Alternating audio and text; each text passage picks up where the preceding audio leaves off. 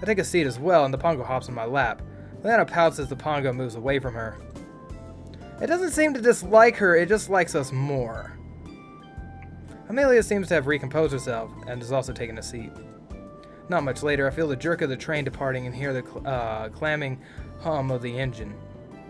Both Leanna and Amelia stare out the window. Zach has his head down and his arms crossed.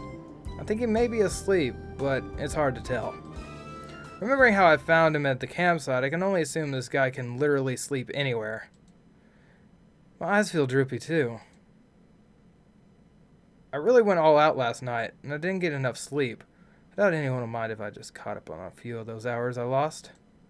When I awake, everyone else is awake too and looking more bored than ever. Only the Pongo's snoozing on my lap. How long did I sleep for? Leanna glances at me. Just a few hours. Are we almost there? No. We will not arrive before tomorrow. Tomorrow? Yes. Yeesh. What am I gonna do with all the spare time? I automatically reach into my pocket to pull out my phone, forgetting for a second that it doesn't work. Shit. But then my hand closes in on something equally good. I pull out a deck of cards and lay them out on the table. Then it cranes her necks to see better. What do you have there? My cards. I cut the deck and shuffle them. Want to play something? There's enough people that we can play cheat. How do you play that? It's easy. Each round you'll put a card from your hand face down on the center of the table and say what card it is, like this. I pulled down one as an example. 1 king. Then everyone else at the table can decide whether or not I'm telling the truth. If you think I'm lying, you call out cheater. Oh, it's just BS. You know, this is probably a really bad idea because Amelia seems analytical as fuck. She could probably count these cards without even batting an eye. If I was lying, then I have to take all the cards in the pile. If I was telling the truth, then whoever accused me of has to take all the cards in the pile. The next person starts a new round. You win by having no cards in your hand. Sounds like fun. I'll play. Yeah, Amelia's gonna wreck everyone. Although I have not partaken in this game before, this sounds like it would be a stimulating challenge. Yeah, she's gonna wreck us. I glance at Zach. You in? He shakes his head. I'll pass. Leanna frowns. Why not? I know that mercenaries love card games, and it's not like there's much else to do while we wait. It's just not my type of game. Why, is there no betting involved? Ooh, we have to up the stakes. As a mercenary, I think I know what can spark his interest. What if we played for money? Zach sits up and looks at me. I thought you didn't have money. I do have money. I fish in my pocket and drop some loose change that I have on the table. It's just not usable here. Amelia leans in and peers at the money. Even Leanna takes an interest glance. I fail to recognize this type of currency. Well, I'm not exactly from, Azaria. Amelia stares intently at me. After a long pause, she looks back at the coins. I see. Point out the different types of change I have. Make sure you get the pennies. They're the most valuable.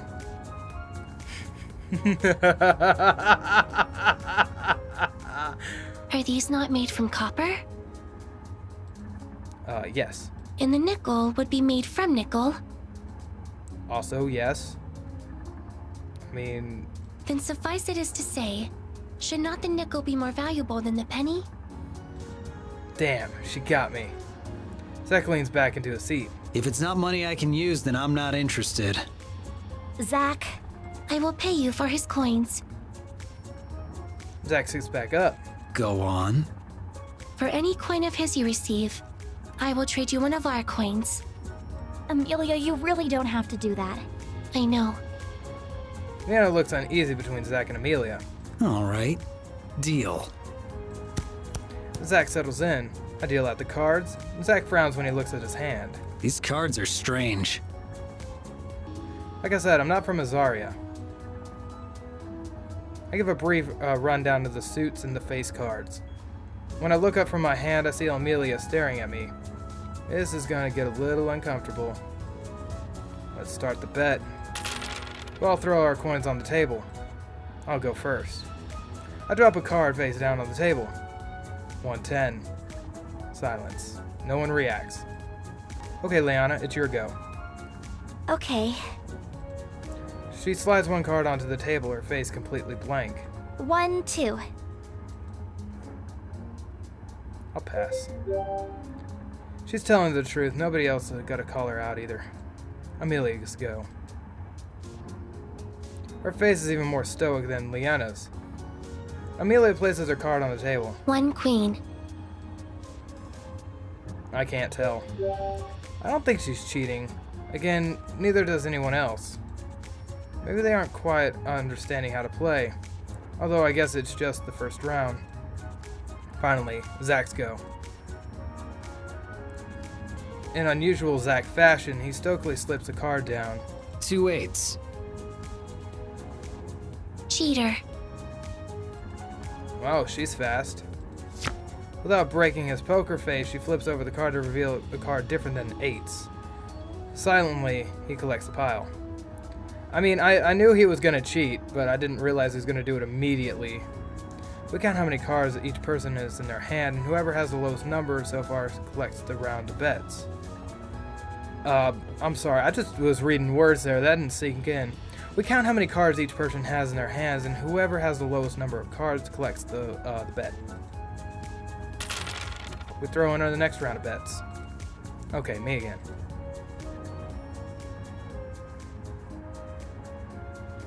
Well, we're gonna stick with truth.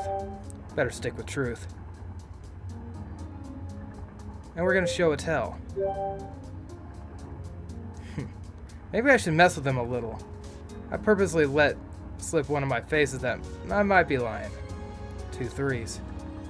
Liana calls me out. Cheater! I flip over my cards to reveal 2 3s. You tricked me. I grin as she grabs the cards. Liana looks slightly worried at her hand and smooths her face. 2 aces. I'm gonna call her out. I saw that moment of worry. She's definitely cheating. Cheater. And it proudly flips over 2 aces. Got me. You used my own strategy against me, I see. It was too good to resist. Can't believe I fell for it. Good, well played. Well played. Amelia puts down her cards. 2 7s. I'm never gonna be able to tell whether she's lying or not. Poker face is just too good. I can't tell if she's cheating or not. I'm gonna stay silent. Nobody calls her out.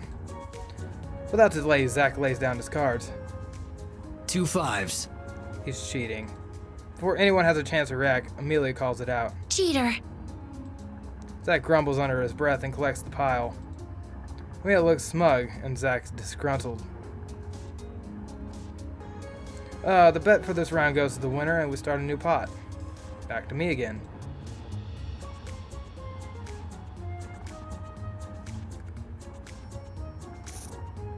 What? We're gonna truth. Poker face. Draining all emotion from my face, I place the cards on the table. 1 king. Nobody calls me out. Lana lays her cards down, looking confident. 1 king.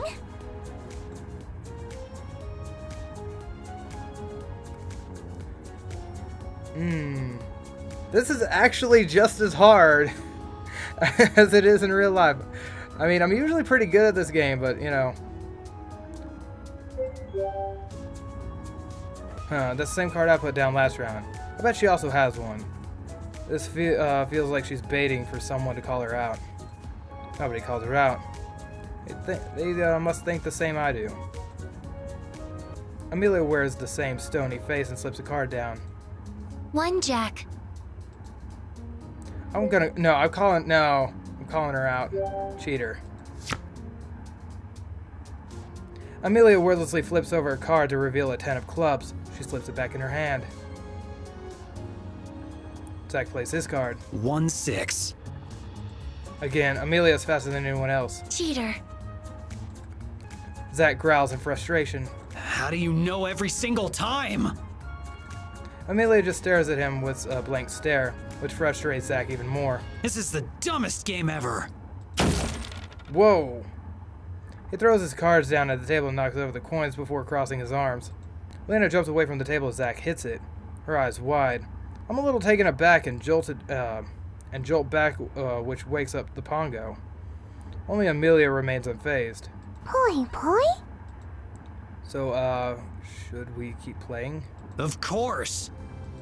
Zach picks his cards back up. Leanna and I glance at each other and burst out laughing. At first, Amelia looks at us in bewilderment, but our laughter is so contagious that she breaks into a smile. Are we playing or what? We resume the game with smiles all around. Well, except for Edgelord. The longer we play, the more into the game everyone becomes. Needless to say, Amelia correctly guesses Zach's cheating every single time, much to Zach's ever-growing frustration. In the end, I won the game with the first to run out of cards.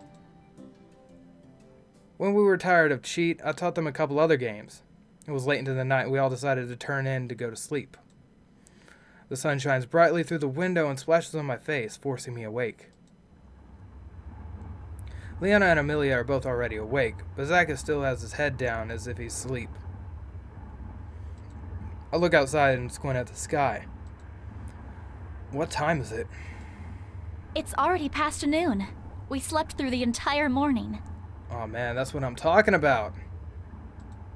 We did? Lena giggles at my alarm. Normally that would be a bad thing, but in this case it's okay.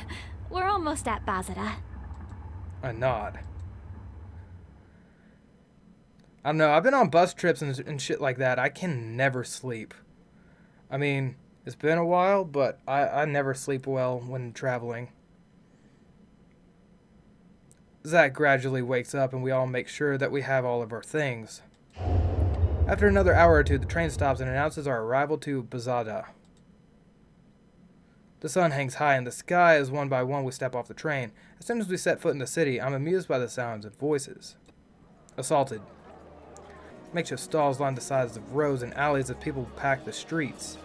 Traders entice onlookers to view their wares and customers haggle in heated shouting matches. We're going to have to travel through that? I blanch at the thought of getting trapped amidst the sea of people like a sardine in a can.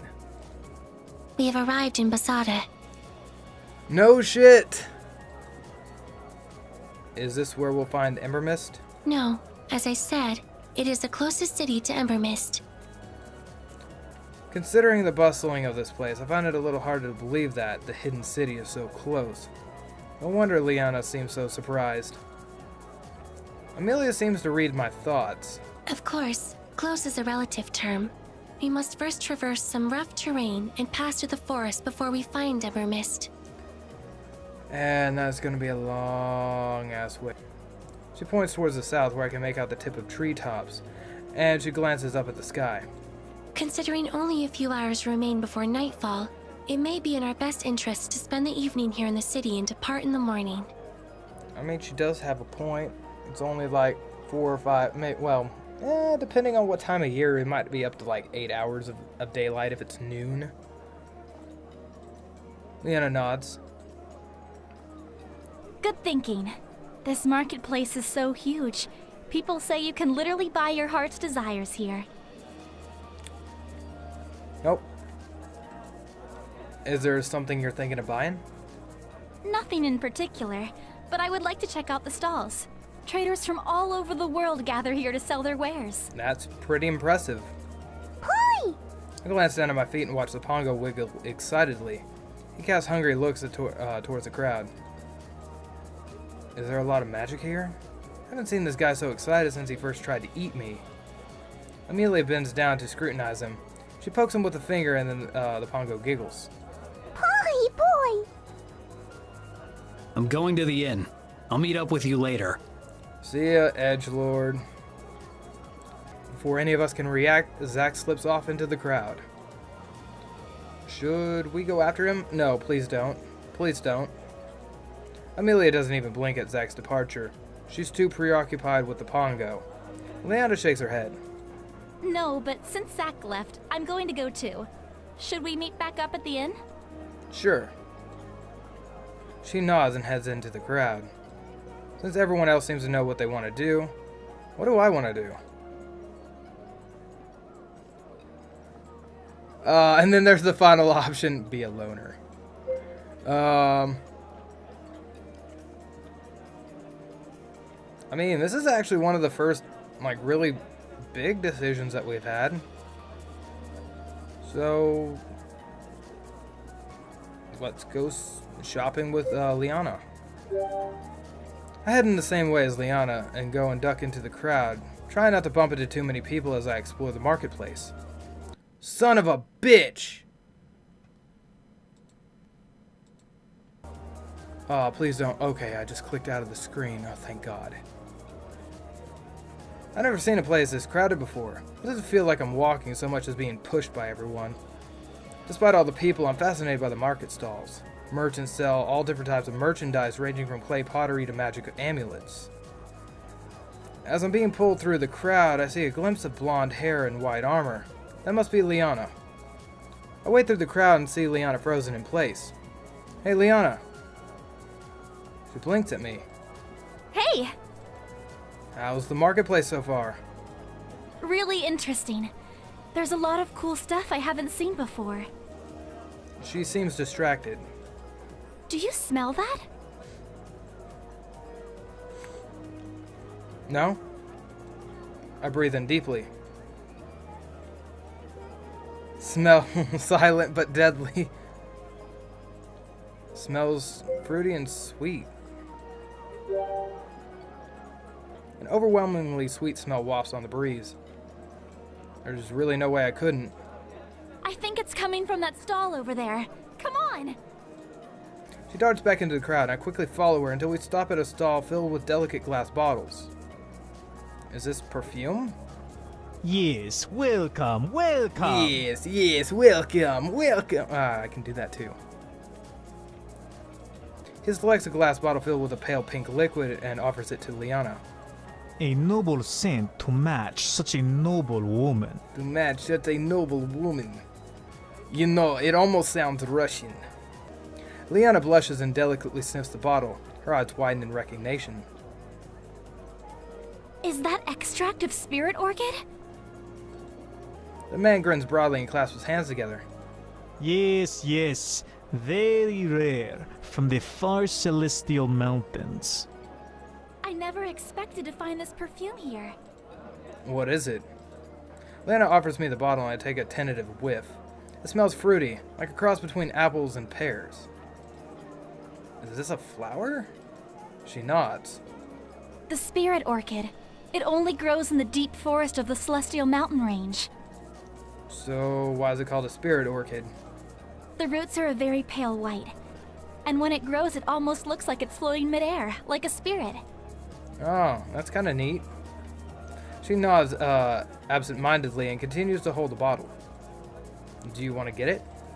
Lena quickly shakes her head. Oh, sorry. It just reminds me of home. Oh. Well, that's good to know. My grandmother used to wear this perfume whenever she left the house. When I was little, that meant taking me down to the market. She smiles fondly at the memory, but her eyes hold a hint of sadness. I loved wandering the shops and stalls. It didn't matter if I had nothing to buy. It was a chance to leave the house and be like everyone else. Uh-huh. There's hints of tragic backstory in there. Sounds like you didn't get out too much. It was complicated. Really? Really? That doesn't surprise me. She doesn't offer up any more information and returns the bottle to the blank spot on the shelf. Although she's been very helpful in helping me understand this world, Liana doesn't talk about her past much. I mean, we've known her for what, like 4 days now? Maybe 5? We've only known her for a week, at most. I glance at her again. She looks pensive at the bottle, a small crease in her brow. Suddenly a new scent cuts through the floral perfume. The smell of cinnamon and spice. Oh god, no, please, no. I hate cinnamon. Nope. Nope. I don't care if it's cookies. Fuck no. I hate the cinnamon. Ugh. Hey, Lena, do you smell that? She jolts out of her thoughts and blinks. Smell what? I think it's coming from the stall over there. I grin, and just as she did before, I dart back into the street. Hey, wait! We weave through the people before stopping in front of a stall filled with an assortment of baked goods. I breathe in the heavenly sweetness of sugar and sigh contentedly. Leon closes her eyes and inhales. It smells so delicious! I browse the array of cookies and tiny cakes. Leona gasps. They have cinnamon parfaits. I love those. I'm sorry. It just makes me sick thinking of. Oh my god. No. No. What are those? It's cinnamon parfait. Dude, come on. They're cinnamon and vanilla custard layers with apricots. Oh god, and there's apricot in it too? Did they decide to put all the most disgusting things into... It's oh god. It's like they decided to put some of the most disgusting things together. Vanilla custard, that's fine. That's fine, that's fine. But they could have used almost anything else, and it would be better. Huh. What do you think looks good?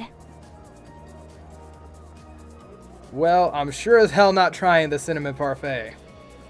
I don't like cupcakes, and I generally don't like sweets. I mean, I totally like chocolate, but that's about it. But I, for the most part, don't eat sweets. I don't have that much of a sweet tooth. Do you want something? Leona's gaze lingers on the cinnamon parfaits, but she shakes her head. No, that's okay. I don't need desserts. That's how she's maintained her figure. I mean... Are you sure you don't want a dessert? Again, she shakes her head. Man, it's temptation calling right in your ear. Get the dessert. If you're not going to get anything, then I won't either. I fuck. I realize no, but I still hate I hate cinnamon enough. I will miss this flag event. I don't give a fuck. All right. She seems disappointed as she tears herself away from the sweet treat, and we head back into the streets. One of the guards of the marketplace notices Leona's Mage Guild emblem and pulls her over to talk. Sorry, I need to take this. Great. Since this looks like official business, I better leave them be. We can catch up later then? She smiles. Okay. I guess we'll see what Amelia's up to. I decide to seek out Amelia. I stand awkwardly while Amelia mutters to herself. She seems to be in the middle of something and doesn't notice my presence. Male. Adolescent. Of the cerulean variant. She holds out her bracelet. The Pongo blinks at it, then looks back at her. Amelia cocks her head to the side as she observes him. With Amelia's attention still on him, the Pongo scoots closer to the bracelet and looks at her again. Go on.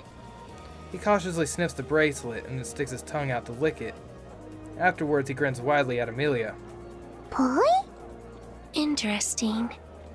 Normally, a cerulean Pongo will leave out even the slightest trace of magical residue. Amelia doesn't have a chance to finish as the Pongo springs into her arms. Boy! She fumbles to catch it and pulls the Pongo close to her chest to stabilize him. What do you think you're... Her voice trails off as she looks down at the still smiling Pongo. Boy? Amelia blinks as the caution melts away from her face. The corners of her mouth curl up and smile as she squeezes the Pongo in a cuddle. Boy! The Pongo wheezes as she squishes it against her chest.